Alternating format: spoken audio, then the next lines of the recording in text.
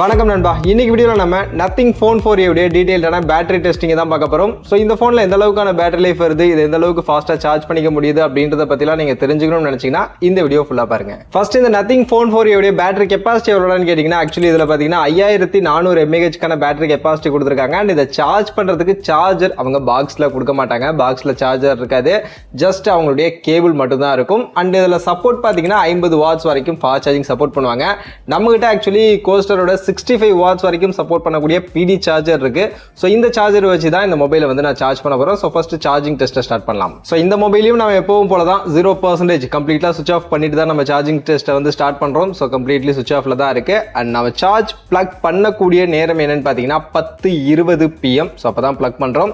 And ஸ்டார்டிங்கில் நான் temperature note பண்ணப்ப 34 டிகிரி செல்சியஸ் பார்த்தீங்கன்னா டெம்பரேச்சர் இந்த மொபைலுக்கு இருக்கு. ஃபர்ஸ்ட் 0 to 10% சார்ஜ் ஆகிறதுக்கு இந்த மொபைல் பார்த்தீங்கன்னா எனக்கு 7 நிமிஷம் டைம் எடுத்திருக்கு. அண்ட் டெம்பரேச்சர் பார்த்தீங்கன்னா நல்லா இன்க்ரீஸ் ஆகி 41.9 42 டிகிரி கிட்ட போயிருக்கு. நெக்ஸ்ட் 20% சார்ஜ் ஆகிறதுக்கு எனக்கு இங்க 15 நிமிஷம் பார்த்தீங்கன்னா டைம் எடுத்துக்கிச்சு. அண்ட் இப்போ டெம்பரேச்சர் பார்த்தீங்கன்னா 38.7 டிகிரி செல்சியஸ்ல இருக்கு. இப்போ 30% சார்ஜ் ஆகிறதுக்கு எனக்கு எடுத்துக்கிட்ட டைம் 22 நிமிஷம். அண்ட் இப்போ டெம்பரேச்சர் 38 டிகிரி செல்சியஸ்ல தான் மெயின்டைன் ஆகுது. இப்போ மொபைல் 40% சார்ஜ் ஆயிடுச்சு. இதுக்கு எனக்கு எடுத்துக்கிட்ட டைம் பார்த்தீங்கன்னா அரை மணி நேரம் 30 நிமிஷம் டைம் எடுத்திருக்கு. டெம்பரேச்சர் சேம் 38 டிகிரி செல்சியஸ்ல தான் மெயின்டைன் ஆகுது. மொபைல் இப்போ ஹாஃப் த சார்ஜ் 50% கம்ப்ளீட் ஆயிடுச்சு. இதுக்கு எனக்கு இங்க எடுத்துக்கிட்ட டைம் 37 நிமிஷம். அண்ட் இப்போ டெம்பரேச்சர் 38.9 39 டிகிரி கிட்ட பார்த்தீங்கன்னா போயிருக்கு. இப்போ மொபைல் 60% சார்ஜ் கம்ப்ளீட் ஆயிடுச்சு. இதுக்கு எனக்கு எடுத்துக்கிட்ட டைம் 46 நிமிஷம் எடுத்திருக்கு. அண்ட் டெம்பரேச்சர் பார்த்தீங்கன்னா 39 டிகிரி செல்சியஸ்ல இருக்கு. இப்போ 70% சார்ஜ் கம்ப்ளீட் ஆயிடுச்சு. இதுக்கு எனக்கு எடுத்துக்கிட்ட டைம் 53 நிமிஷம். அண்ட் டெம்பரேச்சர் சேம் 39 டிகிரி செல்சியஸ்ல மெயின்டைன் ஆகுது. மொபைல் இப்போ 80% சார்ஜ் கம்ப்ளீட் ஆயிடுச்சு. இதுக்கு எனக்கு எடுத்துக்கிட்ட டைம் பார்த்தீங்கன்னா 1 மணி நேரம் 1 நிமிஷம் டைம் எடுத்திருக்கு.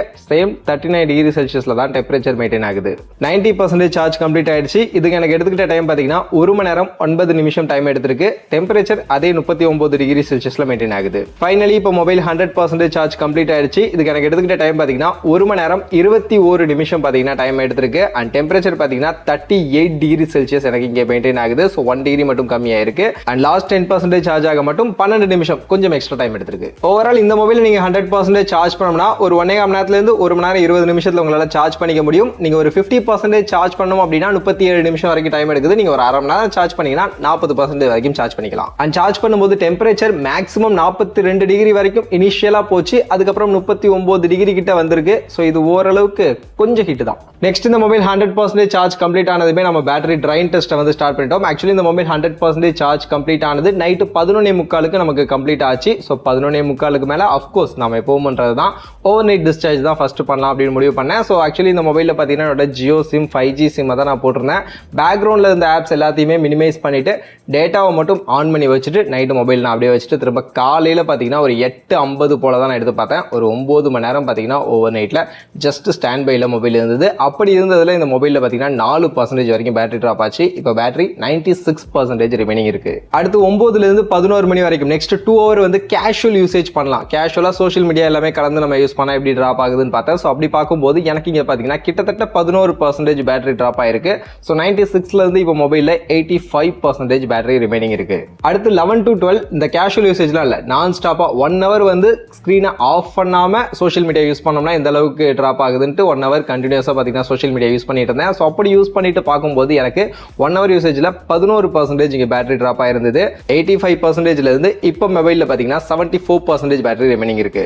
நெக்ஸ்ட் 12 to 1 எந்த யூஸ்மே இல்லை, எதுவுமே யூஸ் பண்ணல. ஜஸ்ட் கால் வந்தால் மட்டும் மொபைல் எடுத்து கால் பேசலாம், அந்த மாதிரி மட்டும் யூஸ் பண்ணேன். ஸோ அப்படி யூஸ் பண்ணும்போது எனக்கு இங்கே பார்த்தீங்கன்னா 1% தான் பேட்டரி ட்ராப் ஆச்சு. இப்போ மொபைலில் 73% பேட்டரி ரிமைனிங் இருக்கு.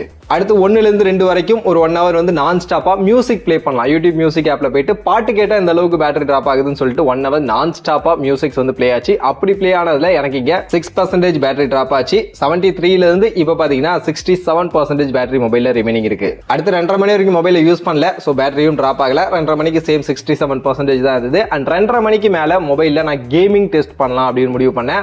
ஸோ 1 ஹவர் நான் ஸ்டாப்பா மொபைலில் வந்து கேமிங் வந்து நான் ப்ளே பண்ணேன். அண்ட் நான் இன்ஸ்டால் பண்ணி வச்சிருந்த BGMI, Asphalt, Call of Duty மாதிரியான கேம்ஸ் எல்லாம் கண்டினியூஸாக ப்ளே பண்ணேன். அண்ட் கேம் ஸ்டார்ட் பண்ணுறதுக்கு முன்னாடி மொபைலில் 67% பேட்டரி ரிமைனிங் இருந்தது. அண்ட் டெம்பரேச்சர் நோட் பண்ணப்ப டெம்பரேச்சர் பார்த்தீங்கன்னா 35 டிகிரி செல்சியஸில் எனக்கு இப்போ இருந்தது. அண்ட் ஆஃப்டர் 1 hour நம்ம கேம் ப்ளே பண்ணி முடிச்சதுக்கப்புறம் மொபைலில் பேட்டரி பார்த்தீங்கன்னா 52% இருந்தது. ஸோ 1 hour கேம் ப்ளே பண்ணோன்னா 15% வரைக்கும் இந்த மொபைலில் பேட்டரி ட்ராப் அப்படின்றது ஆகுது. டெம்பரேச்சர் பொறுத்த வரைக்கும் 39 டிகிரி செல்சியஸ் வரைக்கும் எனக்கு ரீச் ஆச்சு.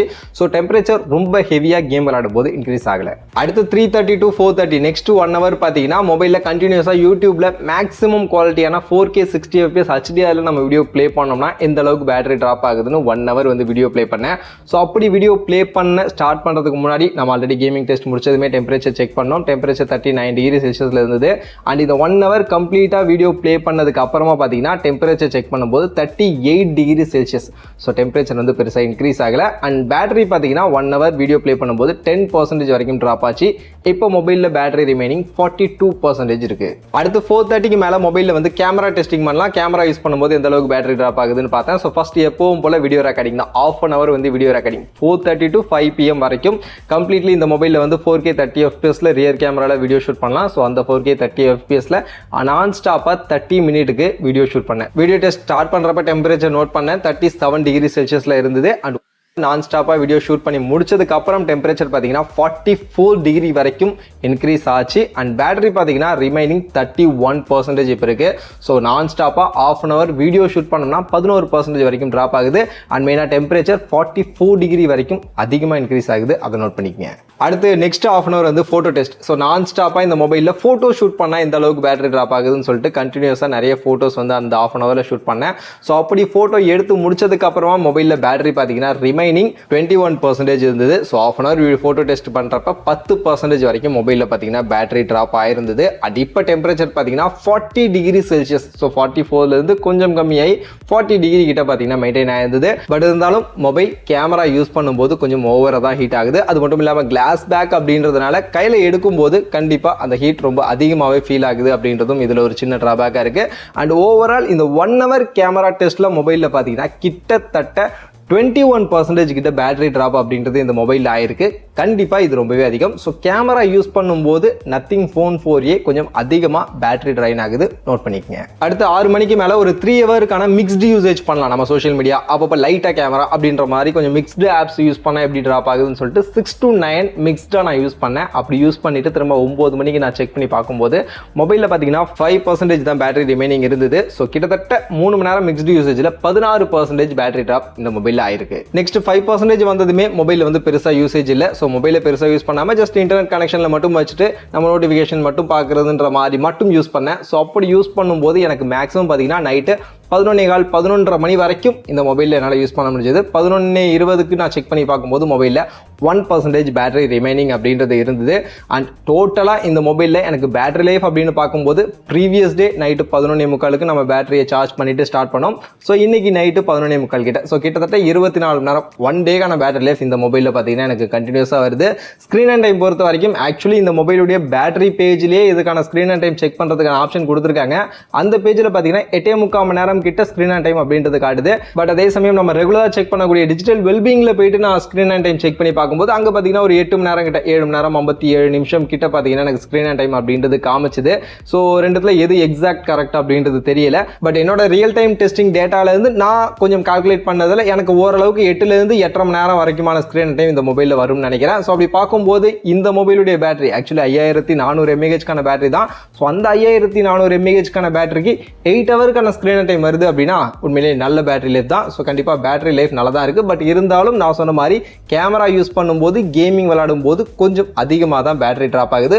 ஸோ அது ரெண்டையும் நீங்கள் அதிகமாக யூஸ் பண்ணுவீங்க அப்படின்னா உங்களுக்கு பேட்டரி லைஃப் அந்த அளவுக்கு வராது.